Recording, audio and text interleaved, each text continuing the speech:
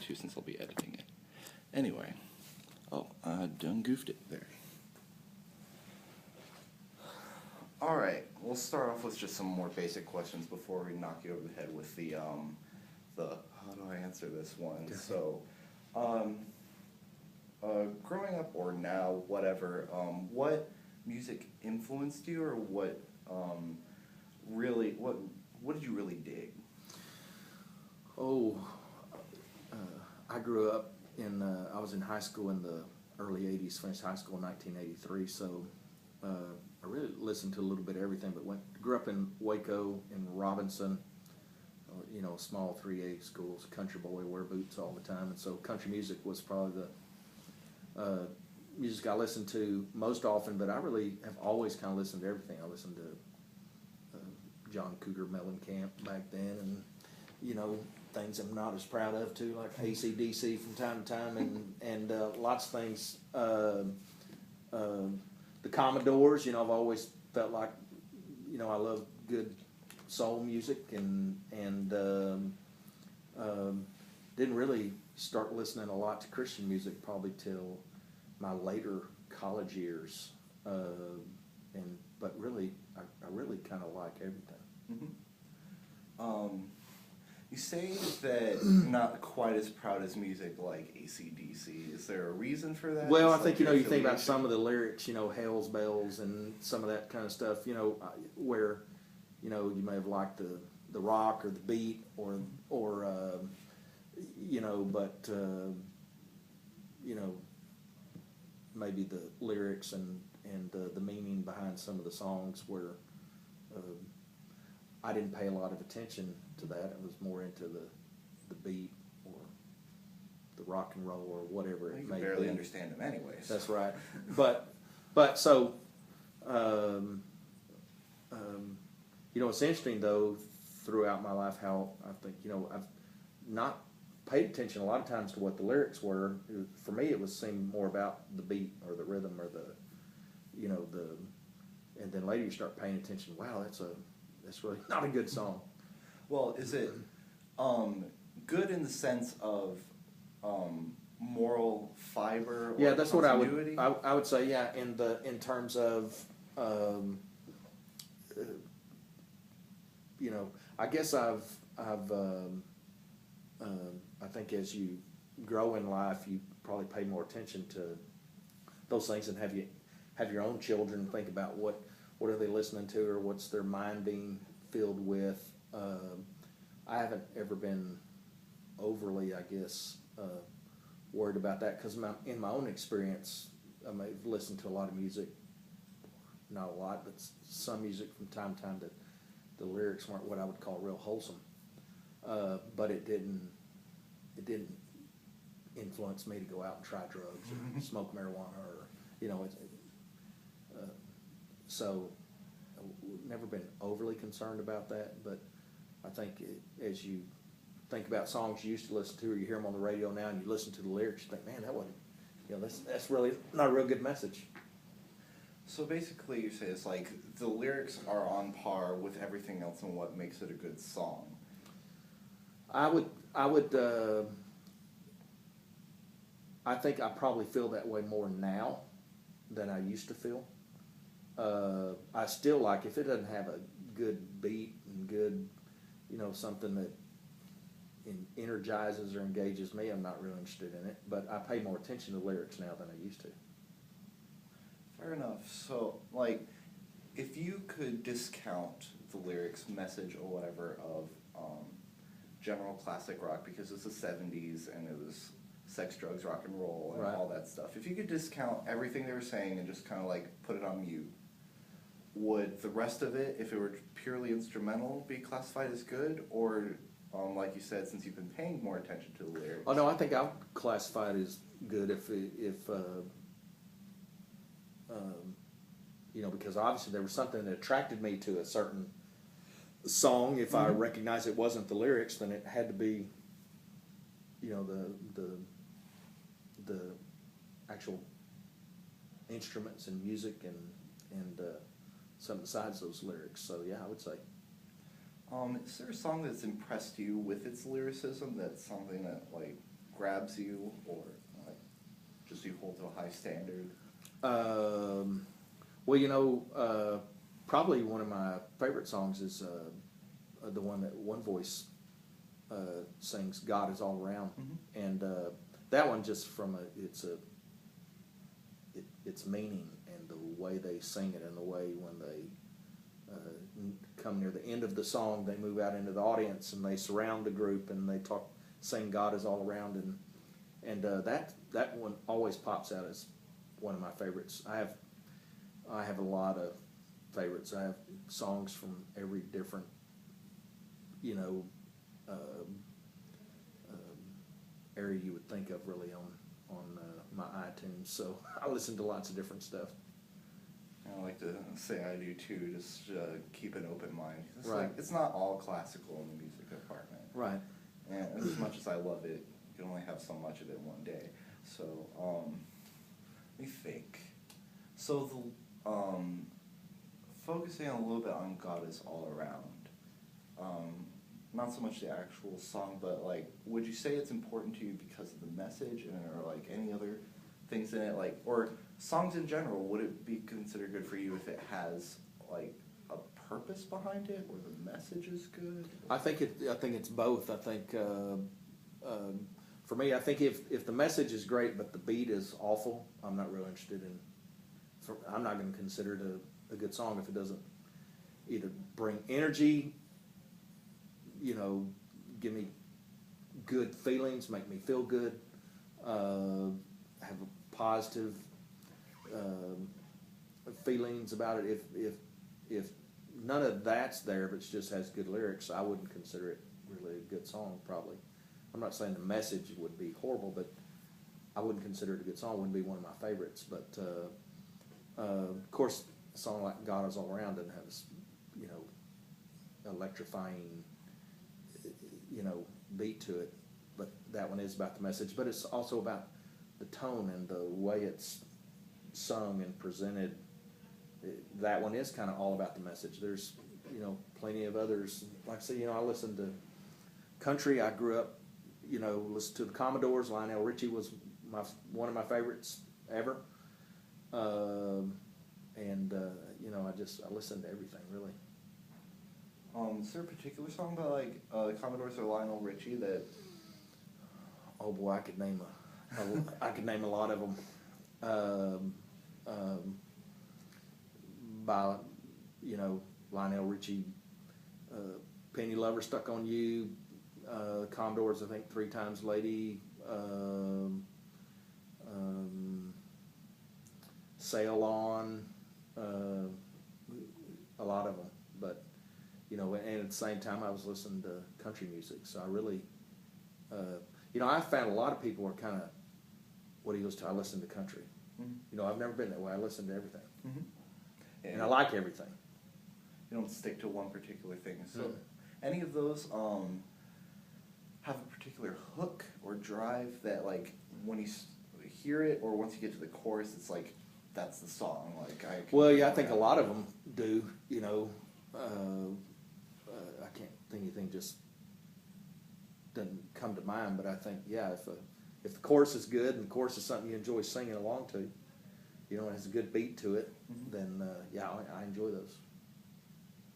So, a good beat, like, because I'm used to modern day, like, it's a standard 8-beat thing, and they like have a little bit of variance. It's like, what would you define it? Is it something that's interesting, or something that's primal, which is a little bit more predictable, or what would you say is something that? That's a good question, because I'm not musically gifted at all. Well, that's why we're asking these questions. So yeah, I don't know that I would. Describe the color red to me. I would have a clue.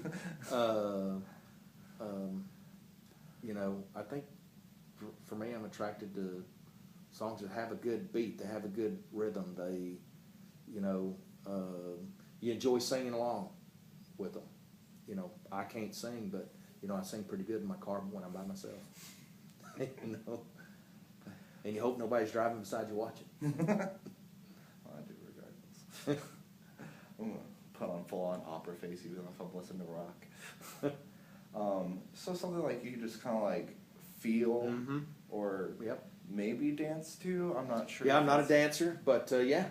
Um, um, but yeah, to me, a song makes you want to dance, and yeah, to me, that's a good song. So something that's not static. Okay, I can get that. I can't. I'm afraid to talk about melody a little bit because it's like that might infer some singing, but we'll see if we can tweak it so it gets around that. Is it's really hard to like I'll say it's like describe the color red. Right. If you're not an art major or something like that, it's a very difficult concept because I can say like all these technical terms like it's like, oh, this is a good melody because it uses contrary motion, uses the appoggiatura to reach just like Yeah. English please. But even then it's not even that correctly analyzed. A good melody, is it something easy to grasp or easy to remember? Or are they mutually I exclusive? think or- I would say maybe easy to remember, you know, because I'm not a musically inclined. I'm not a music major. I don't understand all that. Mhm. So you know, I say I'm probably more attracted to something that's easier to remember. Mhm. You know, if I like the beat of the music and the rhythm and the, you know, and it's easy to remember and sing along to, I probably am more attracted to that. Yeah. Something that fuses together beat, but different tech now since I actually or just popped into my head. What do you think the purpose of a songwriter is? Well, I think I guess the purpose of a songwriter is to you know, get their message out. You know, they have a story they want to tell, or they have a message they want to deliver, and they're trying to do it through a song.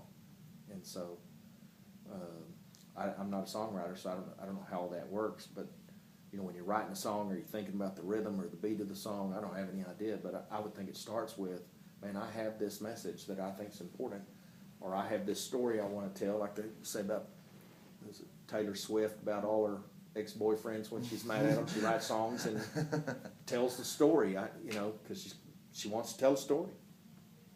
So I guess to me, that's what I think about when I think about songwriting. Fair enough. So, to tell a specific story, I get like a lot of times we try and do it something that other people can relate to because that obviously helps sell and whatnot. Right. Or it's I guess the thing I'm really trying to say is there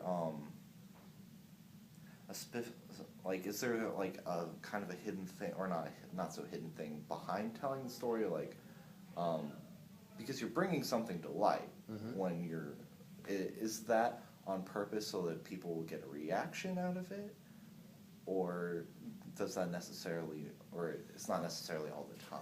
You know, I wouldn't know. I guess that depends on the different songwriters and what their purpose is. I would think they would want their message to be loud and clear and easy to understand, but I don't know. Maybe some want to, you know, have more of a hidden message that you is maybe revealed. Yeah. Let's move on to what do you think the purpose of I'll put this in quotes, a Christian songwriter or artist might be? Well, I think obviously to share the gospel, to share the good news of Jesus Christ, to share that good news with everybody. I'm trying to think. It was like, because there's a wide array of songs in the Bible itself, and they range from all kinds of different emotions. Are all of those still viable to write about, or is it more of a focus on an evangelical sort of sense? Or are they mutually exclusive? Well, give me examples of what emotions you're talking about. Well, to be basic, there's Ecclesiastes and Lamentations, and even a lot of the Psalms. Like Psalm 51 is a remorseful one, whereas Psalm 23 is more of a repose, like a more of a confident thing. Mm-hmm. And a lot of the Lamentations is just simply, "Where are you, God?" Mm-hmm. Legitimately asking where He went. Right. And it's like, so you go all the way from brokenness to sing to the Lord a new song. Right. I think all those things are part of life. They're part of what we go through on a daily basis, different emotions, and I think they're all important. You know, song. You know, we listen to the radio and different songs every day, and they deal with all those various emotions. As we go through life on a daily basis, we have ups and downs, and I think they're all important. Can you think of any recent songs in the Christian label that, so it's a funny thing that frustrates me, is like there isn't a Christian band because Right. Jesus didn't die to save a band. Mm. So there might be Christian people in the band. Right. It's just a hilarious concept to me. But Christian band, composed of Christians, a solo artist. Can you think of something that might have dealt with another spectrum or another part of the spectrum other than pure praise? Well, who was it? Was it Stephen Curtis Chapman? I think lost a child, maybe, and wrote a song about that, about tragedy. About I don't remember the specifics of the song, but I think it was Stephen Curtis Chapman. Yeah, I remember reading up about that. I'm just trying to think of the particular song and like how it was. But obviously, that was dealing with sorrow and not necessarily a happy time. I don't remember the lyrics, but I know it had to deal with the death of a child, and so.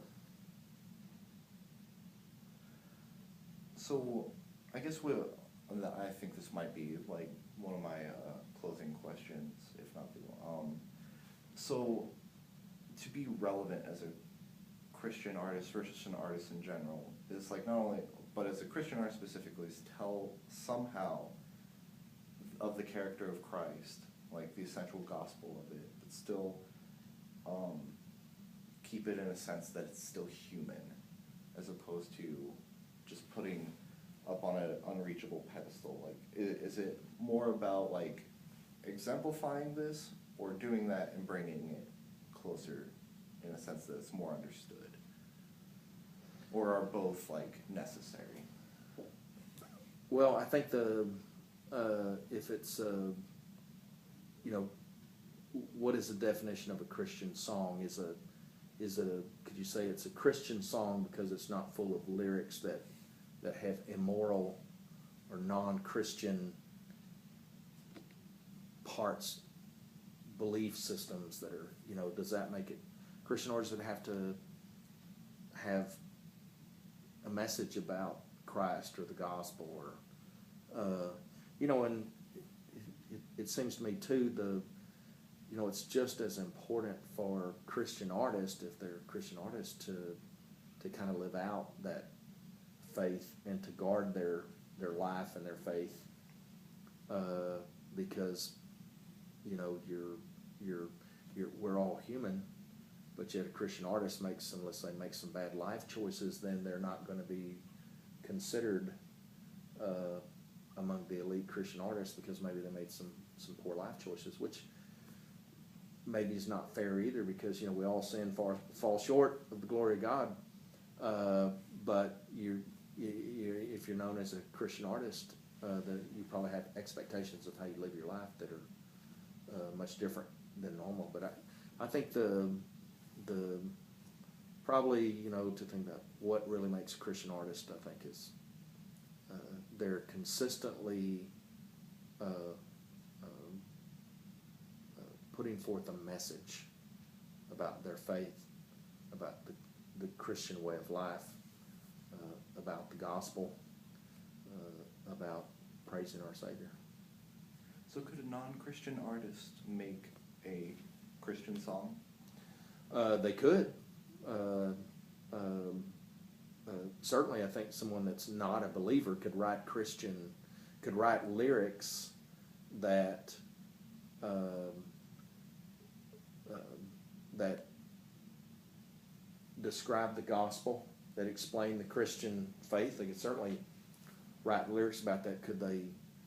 Would they be accepted in the Christian community if you knew they came from a non-believer? I doubt it.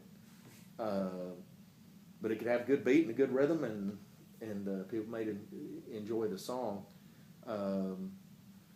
But surely I think anybody could write, and I think we see it all the time through life, and I certainly think that's possible, and that could happen. Now, could they write it and have the same passion and conviction? Certainly, that those of us that are believers could. I certainly don't think so. If you don't experience it, how could you? Fair enough. I think that might be all the questions I have. Well, good. Thank you. Oh, thank you. Shut this off. I hope that helps you. Oh, it doesn't.